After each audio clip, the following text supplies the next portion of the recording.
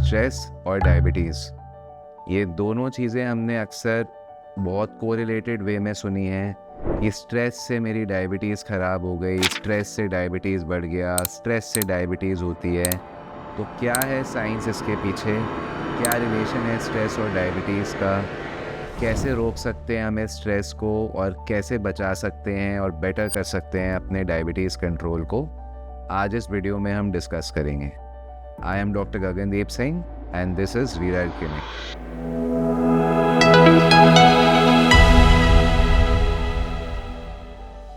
Stress और diabetes की बात करते हैं। आई थिंक ये गलत नहीं होगा कहना कि जो भी आज की डेट में एक मॉडर्न लाइफस्टाइल में, एक अर्बन एनवायरनमेंट में रह रहे हैं, उन्हें कहीं ना कहीं कुछ डिग्री ऑफ स्ट्रेस है। तो क्या है ये वर्ड स्ट्रेस और क्या इम्प्लिकेशंस हैं इसकी? जब हम कहते हैं, एक वर्ड यूज़ करते हैं स्ट्रेस, तो उसके कई मतलब हो सकते हैं। फिज़िकल स्ट्रेस हो सकता है, इमोशनल स्ट्रेस हो सकता है, सोशल लेवल पे स्ट्रेस हो सकता है। अगर हम इस तरीके से इसको डिफरेंशिएट करेंगे तो बहुत ज़्यादा वेरिएशन आ जाएगी। तो हम जनरली इसको एक बहुत ब्रॉड क्लासिफिकेशन रखते हैं, एक फ़िज़िकल स्ट्रेस और एक मेंटल स्ट्रेस या साइकोलॉजिकल स्ट्रेस। क्या लिंक है स्ट्रेस का और डायबिटीज़ का?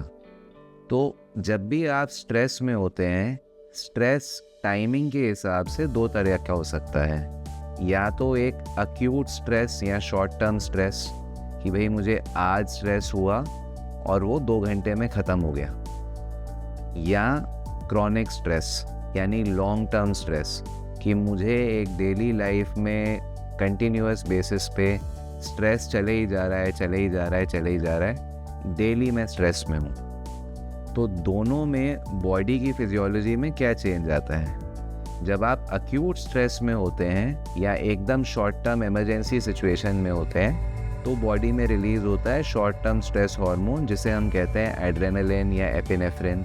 शॉर्ट टर्म स्ट्रेस जो है वो बॉडी को इतना नुकसान नहीं देता क्योंकि वो एक बहुत शॉर्ट ड्यूरेशन के लिए होता है, और उसके बाद आपके जो हार्मोन है वो एक बेसलाइन स्टेट पे वापस आ जाएंगे।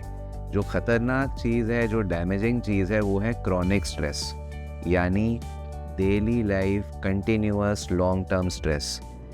उसमें क्या होता है, उसमें एक स्ट्रेस हार्मोन रिलीज़ होता है जिसे हम कहते हैं कॉर्टिसोल। कॉर्टिसोल बहुत ही डेंजरस हार्मोन है। क्यों? क्योंकि थोड़े शॉर्ट टर्म में तो ये बॉडी की मदद करता है, लेकिन लॉन्ग टर्म अगर आपका कॉर्टिसोल लेवल एलिवेटेड रहेगा तो ये कई सिस्टम्स को नुकसान पहुंचाता है। डायबिटीज़ की बात करें तो कॉर्टिसोल हाइपरग्लाइसीमिया यानी हाई शुगर लेवल्स प्रमोट करता है।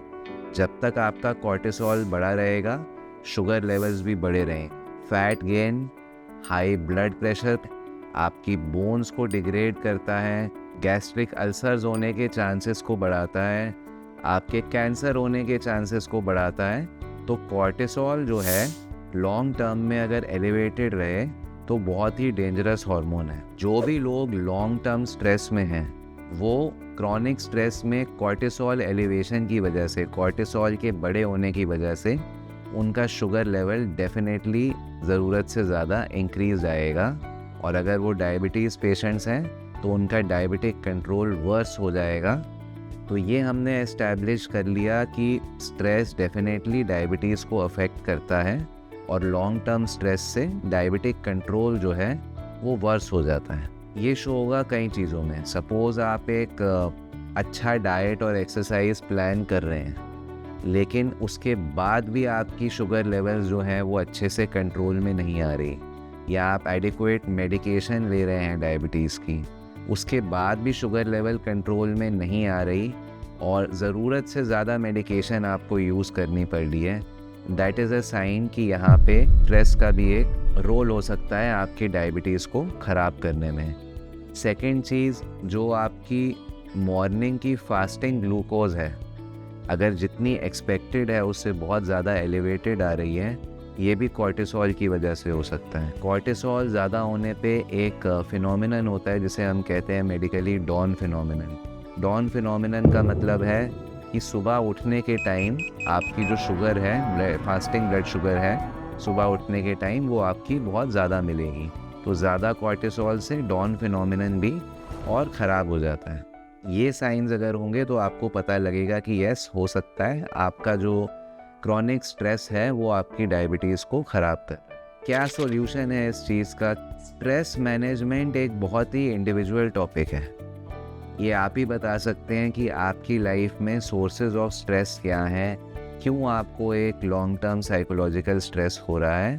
ये पहला स्टेप है। ये रियलाइज़ करिए कि ज़्यादा स्ट्रेस होने से मेरी हेल्थ ख़राब होगी, मेरी डायबिटीज़, ब्लड प्रेशर सब ख़राब होगा। तो मुझे पूरी कोशिश करनी है अपने स्ट्रेस के लिए मैं रिस्पॉन्सिबिलिटी लूँ और उसको डिक्रीज़ करने की कोशिश करूँ। सेकेंडली, स्ट्रेस मैनेजमेंट के लिए आपको माइंड को रिलैक्स करना पड़ेगा। तो मेंटल रिलैक्सेशन टेक्निक सीखिए।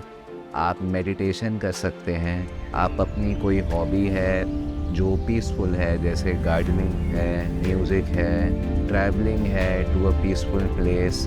कई लोग नेचर में जाके खुश होते हैं, माइंड को रिलैक्स कर पाते हैं। तो मेंटल रिलैक्सेशन टेक्निक जो भी आपको पसंद है और जो आपके लिए काम करती है वो करने की कोशिश करिए। थर्डली, ये एक बहुत इम्पॉर्टेंट पॉइंट है, एक्सरसाइज अगर आप डेली रूटीन में अपनी इनकॉर्पोरेट करेंगे तो एक्सरसाइज एक बहुत बड़ा स्ट्रेस बस्टर है। जब भी आप किसी तरीके की स्ट्रेनुअस एक्सरसाइज करते हैं, चाहे एरोबिक एक्सरसाइज हो, चाहे वेट ट्रेनिंग हो, तो बॉडी के अंदर naturally stress fighting chemicals release होते हैं, पॉजिटिव फीलिंग वाले केमिकल्स रिलीज़ होते हैं जिनको हम एंडोर्फिन्स कहते हैं। तो एक्सरसाइज को अपनी डेली रूटीन का आप एक हिस्सा बनाइए। जब भी आप एक्सरसाइज करते हैं वो भी एक स्ट्रेस है टू द बॉडी, एक फिज़िकल स्ट्रेस है to the body, but it is a good form of stress. वो एक अच्छा स्ट्रेस है, यानी आप अपनी बॉडी को ट्रेन कर रहे हैं थ्रू एक्सरसाइज कि वो और ज़्यादा स्ट्रेस हैंडल कर पाए, फिज़िकली भी और मेंटली भी। तो एक्सरसाइज का स्ट्रेस मैनेजमेंट में एक बहुत बड़ा रोल है। नेक्स्ट, अपना जो स्लीप टाइमिंग है उसको कोशिश करें कि एक डिसिप्लिन टाइम रखें, एक सेट शेड्यूल रखें और कोशिश करें दिन में एटलीस्ट 6 से 8 घंटे की एक अनडिस्टर्ब्ड स्लीप आपको मिले। स्लीप अच्छी नहीं होगी तो अगेन आपकी स्ट्रेस जो आप फेस कर रहे हैं उससे रिकवरी नहीं हो पाएगी, फिर आपके डायबिटीज़ और ब्लड प्रेशर पे उसका इम्पैक्ट आएगा। स्लीप शेड्यूल सेट करने से आप बेटर रिकवर कर पाएंगे। अगर ये सारी चीज़ें करने के बाद भी आपको लगता है कि आप स्ट्रेस को प्रॉपरली हैंडल नहीं कर पा रहे या वो एक ओवरवेलमिंग लेवल पे हो रहा है, बहुत ज़्यादा हो रहा है, आपकी हेल्थ पे उसका इम्पैक्ट आ रहा है, तो आप एक प्रोफेशनल की हेल्प लीजिए। साइकोलॉजिस्ट को दिखाइए फॉर काउंसलिंग, किसी साइकेट्रिस्ट को दिखा सकते हैं, उनसे काउंसलिंग ले सकते हैं। सपोर्ट ग्रुप्स हैं उनको अप्रोच कर सकते हैं। आपका जो पर्सनल सपोर्ट सिस्टम है, आपकी फैमिली है, आपके फ्रेंड्स हैं, आप उनसे मदद मांग सकते हैं, उनसे भी सपोर्ट ले सकते हैं। कभी भी एम्बैरेस ना होइए और शेम मत फील करिए अपने स्ट्रेस के लिए मदद मांगने में। अल्टीमेट एम ये है कि आपका स्ट्रेस डाउन रहना चाहिए, तभी आप अच्छी हेल्थ जो है एंजॉय कर पाएंगे। उम्मीद है आपको इस वीडियो से अच्छी इन्फॉर्मेशन मिली होगी। Thank you for watching.